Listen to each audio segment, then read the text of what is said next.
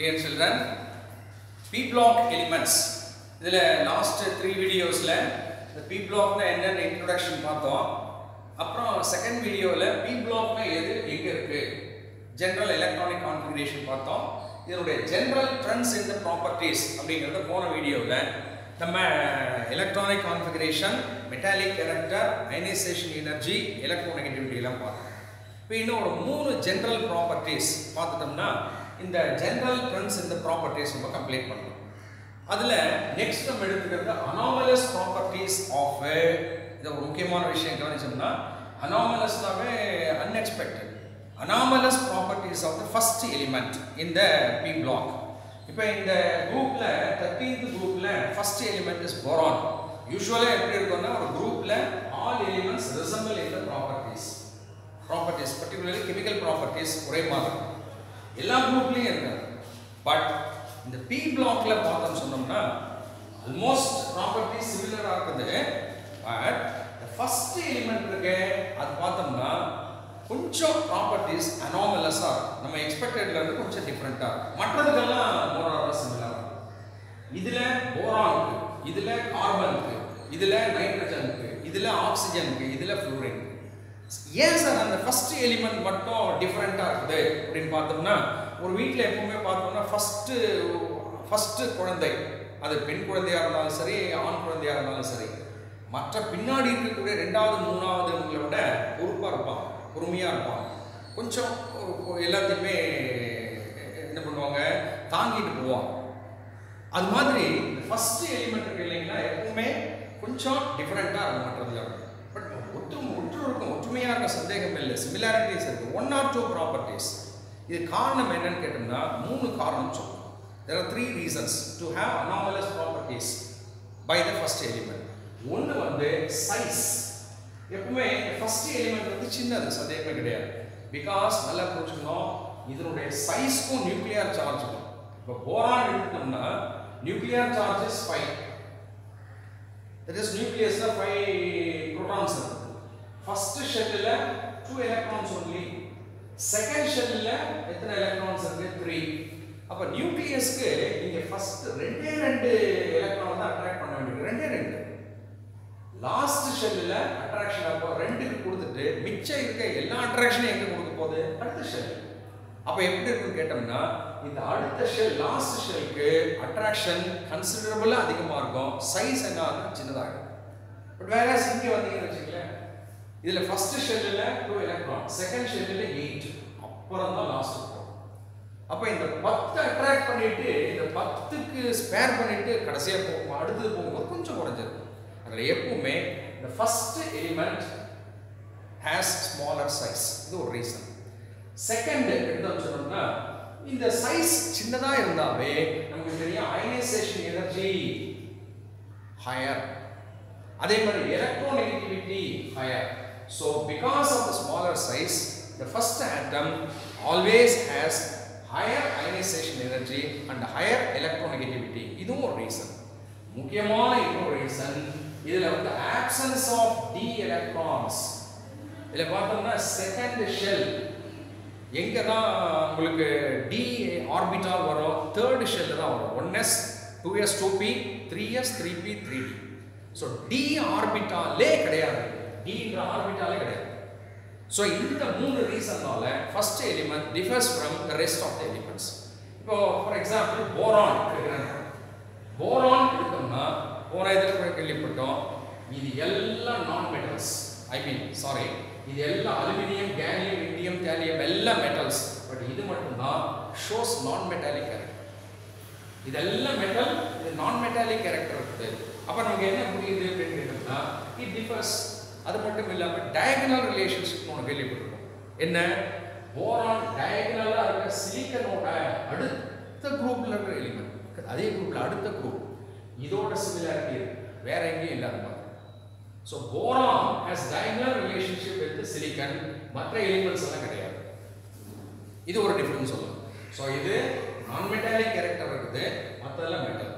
Diagonal relationship இருக்குது. அது மட்டும் இல்லை போரான் சிலிக்கன் இதுவும் ரெண்டும் இது கூட ரிலேட் ஆகக்கூடாதுன்னு இது மாதிரி ரெண்டுமே என்ன பண்ணணும்னா ஹைட்ரைட்ஸை ஃபார்ம் பண்ணணும். ஆக்சைட்ஸை ஃபார்ம் பண்ணும், ஹேலைட்ஸை ஃபார்ம் பண்ணும். இப்போ சே போரானுடைய ஆக்சைடு வந்து B2O3, சிலிக்கனுடைய ஆக்சைடு வந்து SiO2. இப்படி இது valency 3 valency 4, but they are all acidic. அசிடிக்னா சார் வாட்டர்ல டிசால்வ் பண்ண ஆசிட் ஃபார்ம் ஆகும். மற்ற இதெல்லாம் வந்து பேசிக் ஆக்சைட்ஸ் இதெல்லாம். அதே மாதிரி போரான் ஹைட்ரஜனோட சேர்ந்து போரேன் அப்படின்னு கிடைக்கும். சிலிக்கன் சிலேன் அப்படின்னு சொல்லி SiH4. இதெல்லாம் கோவலண்டா இருக்கும், கிறிஸ்டலைனா இருக்கும், வாட்டர்ல சால்யூபிள் ஹைட்ராலிசிஸ் நடக்கும். ஸோ இதோட ஒத்துருக்க கூடாது, இருக்குன்னு சொல்றோம், சிமிலரா இருக்கும். அதே போல போரான்ல நமக்கு இந்த ஹேலைடு BCl3 SiCl4 இதெல்லாம் ஹைட்ராலிசிஸ் நடக்கும். மற்ற இதெல்லாம் ஹைட்ராலிசிஸ் அவசியம் நடக்காது. ஸோ இது போல போரான் வந்து differs from other elements in the group. So இது போல next if you go to carbon, next group போங்க கார்பன். மற்றதுல வந்து டிஃபரா எப்படி கார்பன் நான் மெட்டல், பியூர்லி நான் மெட்டல். அது கீழே இருக்கிறது மெட்டாலாய்டு அண்ட் மெட்டல்ஸ். அது மட்டும் இல்ல carbon has the tendency of forming multiple bonds. Multiple bonds na valency 4 னும் போது 4 single bonds வரும், 2 single bonds double bond வரும், 2 double bonds வரலாம், 1 single bond triple bond. இந்த மாதிரி multiple bond formation chance வரும். Catenation ஒன்னு கேள்விப்பட்டிருப்பீங்க. என்ன கார்பனோட இன்னொரு கார்பன் இன்னொரு கார்பன் இன்னொரு கார்பன் இன்னொரு கார்பன், ஒரு கார்பனை சுத்தி இன்னொரு 2 கார்பன், இந்த மாதிரி ஒரே ஆட்டம் சேம் ஆட்டத்தோட செயின் ஃபார்மிங். அது பிரான்ச் எல்லாம் வந்து பேர் கேட்டனேஷன் பேர். இந்த ப்ராப்பர்ட்டி கார்பனுக்கு மட்டும்தான், வேற கிடையாது. சிலிக்கனுக்குலாம் கிடையவே கிடையாது. லேசா இருக்குது, பட் கார்பன் தான். So carbon differs from other elements. அதே போல if you go to nitrogen, அடுத்ததுல நைட்ரஜன் மட்டும்தான் நான் எலிமெண்ட் மட்டும் இல்லை, கேஸ். மிச்செல்லாம் solids, phosphorus, arsenic, antimony gas. Nitrogen மட்டும் டை அட்டாமிக் கேஸ் ஆக N2, மற்றதெல்லாம் அப்படி கிடையாது, கேஸ். அதே மாதிரி nitrogen also has multiple bond formation. Single bond இருக்கலாம், டபுள் பாண்ட், சிங்கிள் பாண்ட் இருக்கலாம், ட்ரிபிள் பாண்ட் இருக்கலாம். மற்றதுக்கெல்லாம் அது ப்ராப்பர்ட்டி கிடையாது. அதே போல ஆக்சிஜன் எடுத்தோம்னா இந்த குரூப்ல ஆக்சிஜன் மட்டும் தான் கேஸ், மற்றதெல்லாம் சாலிட்ஸ். ஆக்சிஜன் பார்த்தோம்னா டபுள் பாண்ட் ஃபார்ம் ஆகும், டை அட்டாமிக்கா இருக்கும், எலக்ட்ரோநெகட்டிவிட்டி அதிகமாக இருக்கும், ஹைட்ரஜன் பாண்டிங் கேள்விப்பட்டிருக்கு, அதெல்லாம் ஃபார்ம் ஆகும், மற்றதெல்லாம் கிடையாது. அதே போல ஹாலஜன்ல ஃப்ளூரின் எடுத்தோம்னா இது எலக்ட்ரானை வாங்கிறதுக்கு எலக்ட்ரோநெகட்டிவிட்டி அப்படிங்கிற ப்ராப்பர்ட்டி பீரியாடிக் டேபிள்லயே இதுக்கு தான் very high. This forms strongest hydrogen bonding. இதுவும் கேஸ் F2 இருக்கு. ஸோ இந்த இதில் பார்த்தோம்னா -1 அப்படிங்கிற oxidation state exclusively formed by fluorine. வேற எதுவுமே அதுக்கு கிடையாது. இதெல்லாம் நம்ம அடுத்த லெசன்ல படிக்கலாம். ஸோ அது போல first element has anomalous behaviour properties when compared with the rest of the elements in the same group. இது ஒரு முக்கியமான trend in the properties. Next நம்ம வந்து முக்கியமான இன்னொரு விஷயம் படிக்கிறோம். என்ன கேட்டோம்னா இனட் பேர் எஃபெக்ட் அப்படின்னு ஒரு விஷயம். இனட் பேர், இனட்னா லெஸ் ஆக்டிவ். இனட் பேர் எஃபெக்ட்னா என்ன சார் மீன் பண்றோம் அப்படின்னு கேட்டோம்னா ஆக்சிடேஷன் ஸ்டேட்டை ரிலேட் பண்றோம். சரி, நம்ம கேள்விப்பட்டிருக்கோம் அல்கலி மெட்டல்ஸ் ஃபர்ஸ்ட் குரூப்ல இருக்கிறதெல்லாம் லாஸ்ட் ஷெல்ல 1 எலக்ட்ரான் இருக்கும். They form +1 oxidation state only, no other oxidation state. அதே மாதிரி group 2 alkaline earth metals 11th ல படிச்சீங்க, periodic table second group. அது லாஸ்ட் ஷெல்ல 2 எலக்ட்ரான்ஸ் இருக்கும், +2 fixed oxidation state. ஆனா நம்ம கேள்விப்பட்டோம் இது S பிளாக், P பிளாக்ல வேரியபிள் ஆக்சிடேஷன் ஸ்டேட் இருக்கிறதா சொல்றோம்.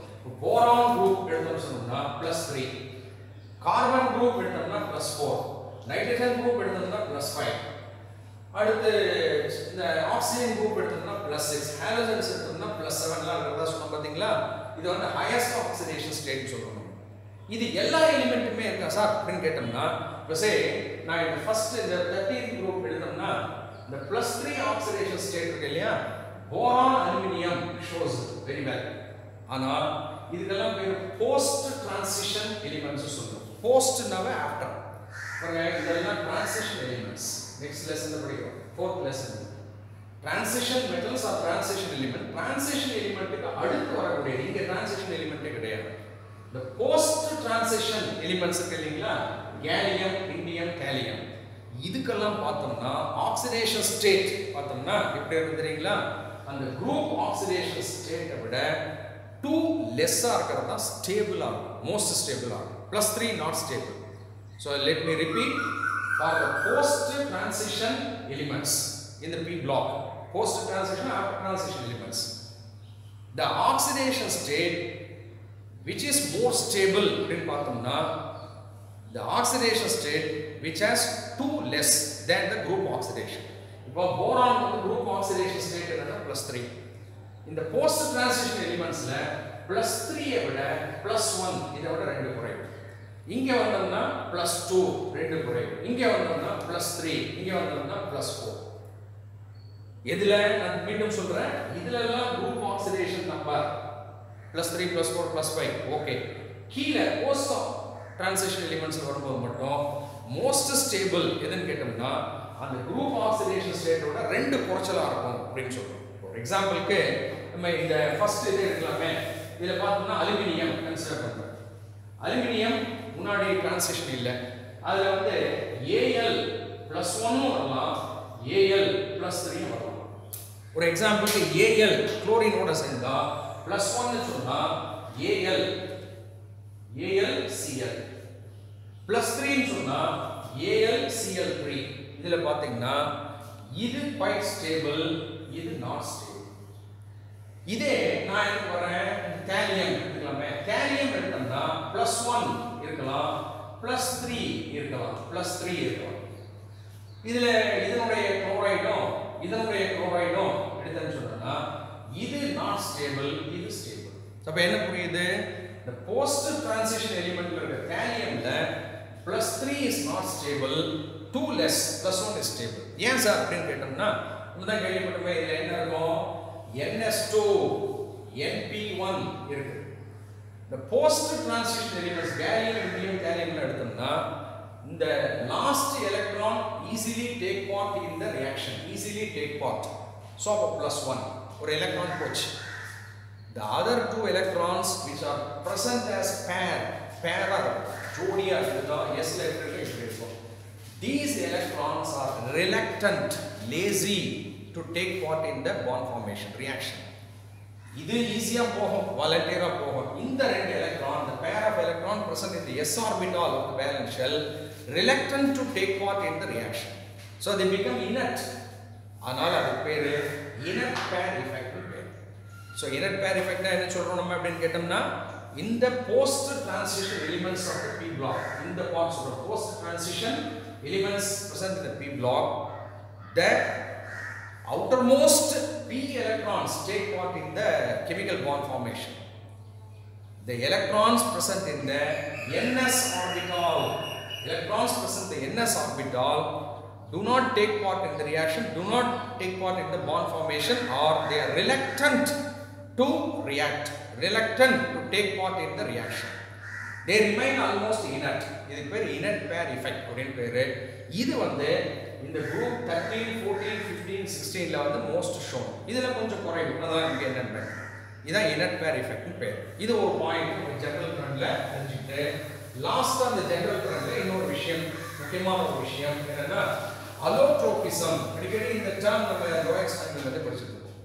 allotropes allotropனா என்ன மீன் பண்றோம் நம்ம கேட்டோம்னா சில எலிமெண்ட்ஸ் let me repeat, சில எலிமெண்ட்ஸ் அதனுடைய கிறிஸ்டலைன் ஃபார்ம்லயோ அல்லது அதனுடைய மாலிகுலர் ஃபார்ம்லயோ, கிறிஸ்டலைன் ஃபார்ம் ஆர் மாலிகுலர் ஃபார்ம்ல if exist in two or more forms.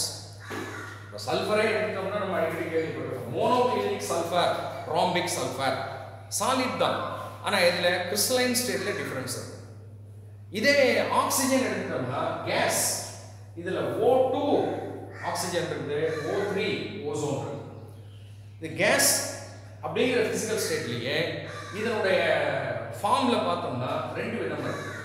So அது போல if an element shows two or more forms in the crystalline or molecular form in the same physical state, it is called allotropism.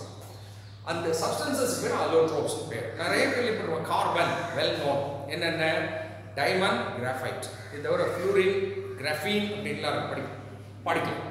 Sulphur எடுத்தோம்னா rhombic sulphur, monoclinic sulphur. Phosphorus கேள்விப்பட்டிருக்கோமே, phosphorus எடுத்தோம்னா white phosphorus, red phosphorus, இன்னும் ஒரு சிலது இருக்குது, லெசனுக்குள்ள பார்க்கலாம். Silicon எடுத்தோம்னா amorphous silicon, crystalline silicon. Oxygen எடுத்தோம்னா டை ஆக்சிஜன் ஓசோன். நிறைய சொல்லிட்டு போல. டின் எடுத்தோம்னு சொன்னோம்னா இதில் ஆல்ஃபா டின், பீட்டா டின்லாம்.